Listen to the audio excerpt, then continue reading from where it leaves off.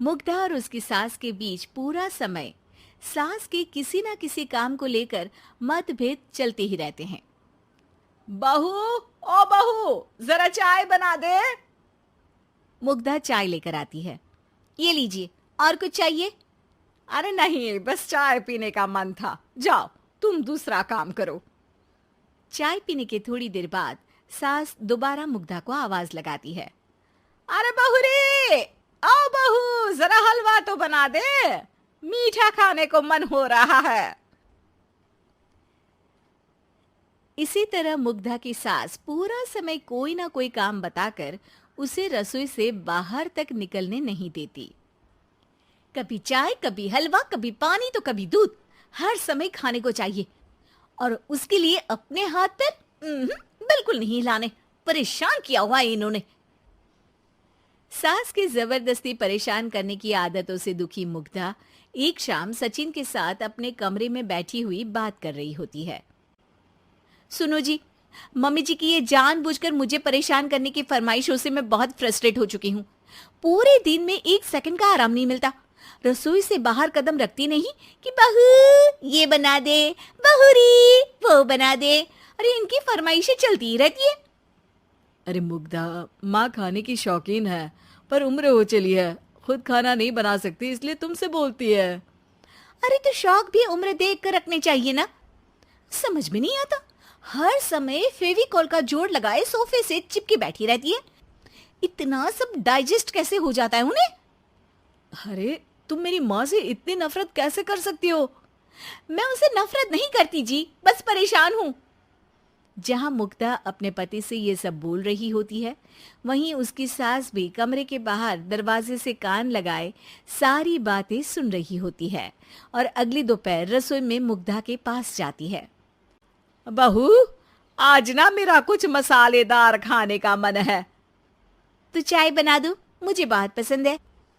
अरे ना, ऐसा कर लिट्टी चोखा बना ले।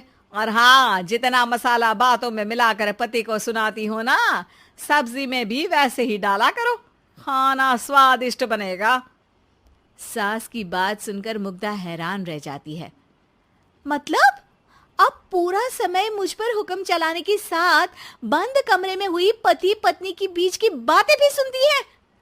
अरे बात जब मेरी थी तो सुनने में क्या दिक्कत है? ये कहकर सास वहां से चली जाती है। अरे अब तो हद पार हो गई। इस तरह से तो ये मेरा जीना मुश्किल कर देंगी।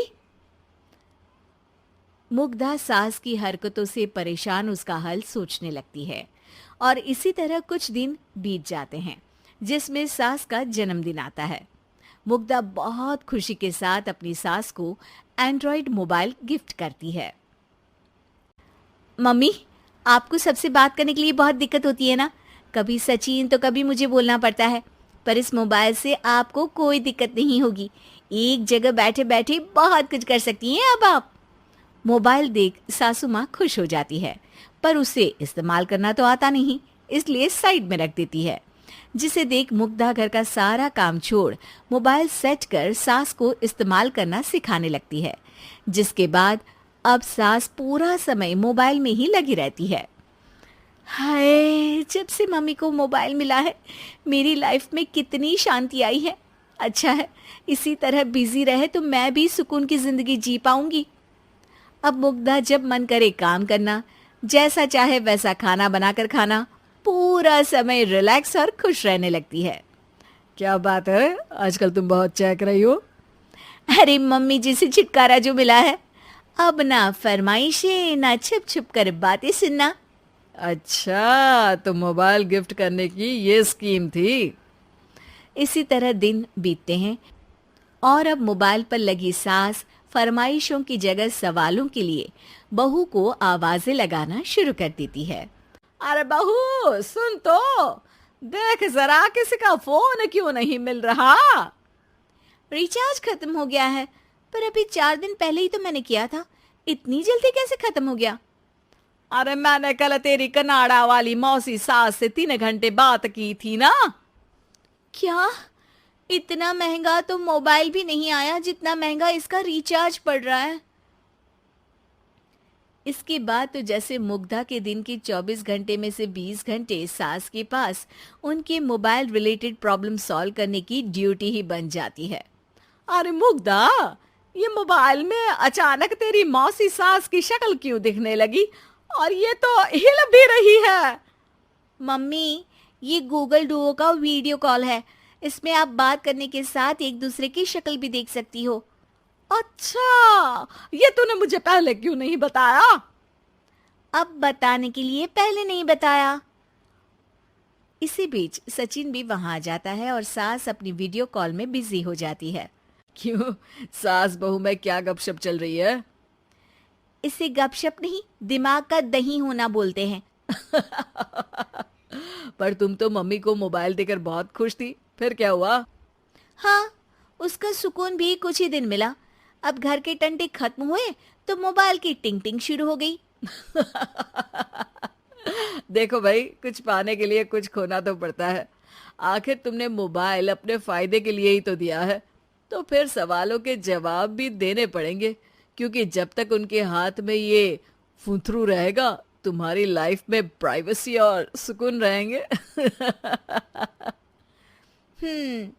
कहने का मतलब है अगर इससे प्यार बढ़े तो दाग अच्छे हैं। अरे मुझे पहले दिन से ही पता है मोबाइल किस मकसद से दिया गया है। भूलो मत, इससे पहले मैं बातें ही सुनती थी।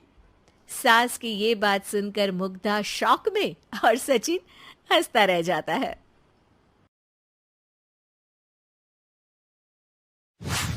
ये कहानी लगभग हर घर की है, जहां शादी के बाद लड़के की माँ और लड़के की बीवी को ये असुरक्षा हो जाती है कि कहीं उनका पलड़ा लड़के के सामने हल्का ना पड़ जाए।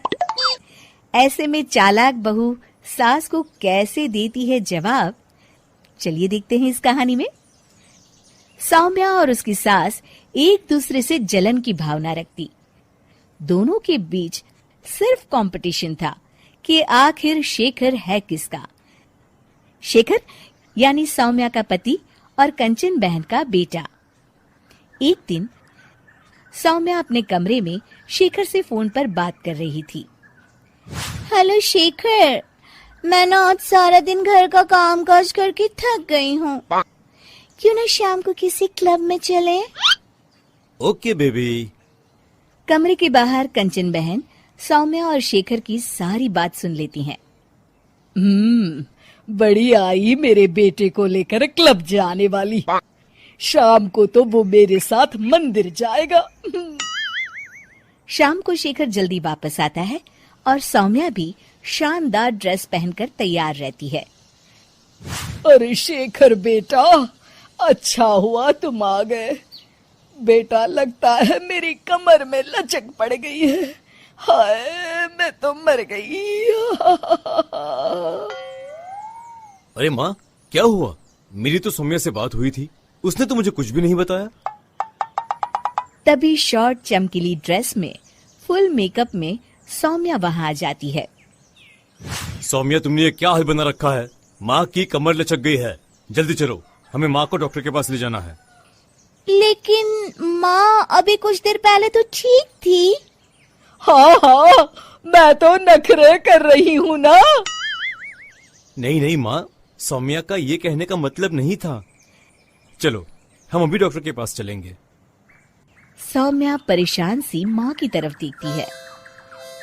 शेखर माँ को पकड़कर कार की तरफ ले जाता है कि तभी कंचन सौम्या की ओर देखकर आंख मारती है। कंचन सौम्या की तरफ शरारती हंसी हंसते हुए कहती है, सौम्या बेटा, जरा खाने में कुछ चटपटा बना लेना। मैं शेखर के साथ डॉक्टर के बाद मंदिर जाऊंगी और हमें आने में देर हो जाएगी। शेखर और कंचन जैसे ही कार में बैठने जाते हैं, सौम्या वहां आ जाती है। शेखर, मुझे ना माँ की बहुत चिंता हो रही है। क्यों ना मैं भी आपके साथ चलूं? खाना मैं घर आकर बना लूंगी। वाह सौम्या, तुम कितनी अच्छी हो। तुम्हें माँ का कितना ख्याल है। सौम्या कंचन की ओर देखते हुए, आखिर तुम्हारी माँ मेरी माँ भी तो है। अरे नहीं सौम्या बेटा, तुम परेशान ना हो। अरे माँ नहीं, सौम्या भी आपके ठीक होने तक परेशान ही रहेगी और उसका मन भी काम में नहीं लगेगा। चलो सौम्या, तुम भी साथ चलो। सौम्या पार्टी की ड्रेस में ही शेखर के साथ कार के सामने सीट पर सवार हो जाती है। कंचन रास्ते में कहती है, अरे शेखर, ये तो किसी चमत्कार से कम नहीं। क्या हुआ माँ? बेटा, मेरे कमर की लचक तो मानो गायब ही हो गई। सौम्या तो समझ चुकी होती है, लेकिन वो शेखर के सामने अनजान बन जाती है। माँ, ये तो सच किसी चमत्कार से कम नहीं। आपको तो ईश्वर का शुक्रगुजार होना चाहिए। शेखर, चलो हम माँ को सिविल लाइंस के हनुमान मंदिर ले जाते हैं। और देखिए ना, आज मंगलवार भी है। हाँ हाँ, क्यों नहीं। लेकिन सौम्या, मैं तो ऑफिस से सीधे यहाँ आ गया हूँ। मैंने तो हाथ मुंह भी नहीं धोए, मैं मंदिर कैसे जाऊंगा? कोई बात नहीं शेखर, मैं और माँ भगवान का शुक्रिया अदा कर आएंगे। चलो अच्छा ही है, ये मेरे साथ रहेगी और मैं मंदिर के भी दर्शन कर लूंगी। रही बात शेखर की, तो अच्छा ही है, अगर वो मेरे साथ नहीं तो इस सौम्या की बच्ची के साथ भी नहीं रहेगा। मंदिर के बाहर काफी भीड़ देखकर कंचन और भी खुश हो जाती है। दर्शन करने में कम से कम 2-3 घंटे तो लग ही जाएंगे। माँ, यहाँ पर तो काफी भीड़ है, यहाँ काफी वक्त लगेगा। चलो यहाँ कल आ जाएंगे। नहीं बेटा, मैं यहाँ से हनुमान जी का शुक्रिया अदा किए बिना नहीं जाऊंगी। वैसे भी मेरा आज सारा दिन का उपवास है, दर्शन करके ही मैं कुछ खाऊंगी बेटा। ये कहकर कंचन कार से उतर जाती है और सौम्या से कहती है, चलो सौम्या, दर्शन कर आए। माँ, मैं तो आपको बताना ही भूल गई, मैं ऐसे कपड़ों में मंदिर कैसे जा सकती हूँ? अरे सौम्या, मैंने तो ध्यान ही नहीं दिया। ये कपड़े तो काफी छोटे हैं, मंदिर में पहनकर जाना ठीक नहीं रहेगा। और बिना दर्शन किए माँ कुछ खाएगी नहीं। अब क्या करें? अरे करना क्या है, माँ दर्शन कर ले, हम यही कार में माँ का इंतजार करेंगे। माँ, आप मंदिर में दर्शन करें, तब तक मैं और सौम्या पास के होटल से कुछ खाकर आते हैं। और हाँ, आपके लिए भी पैक करवा लेंगे। फिर क्या था, निराश चेहरा लिए कंचन मंदिर चली जाती है। सीख, चालाकी उतनी ही अच्छी है जिससे किसी को नुकसान ना पहुंचे, वरना कभी कभी ज्यादा चालाकी नुकसान का कारण भी बन जाती है।